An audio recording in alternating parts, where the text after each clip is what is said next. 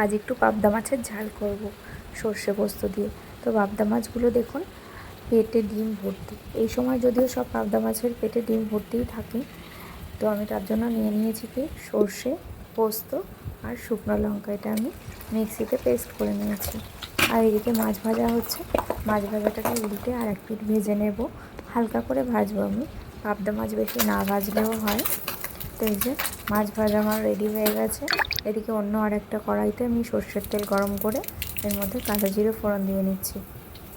তারপর যে সর্ষে পোস্ত আর শুকনো লঙ্কার পেস্টটা করেছিলাম এটা এর মধ্যে ঢেলে দেবো।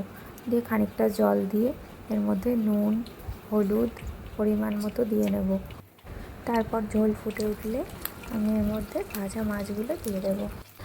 এখনও 4টে পাবদা মাছ রয়েছে। এটা আমি একদিন ভাপা করব, মানে একটুও ভাজবো না। আজকে আমি পাবদা মাছগুলোকে হালকা করে ভেজে নিয়েছি, কিন্তু পরের দিন পুরো কাঁচা ভাপা তৈরি করব। তো এই যে ভাজা মাছগুলো দিয়ে দিলাম ঝোলের মধ্যে। ব্যাস 10 মিনিট মতো ফুটিয়ে নেব।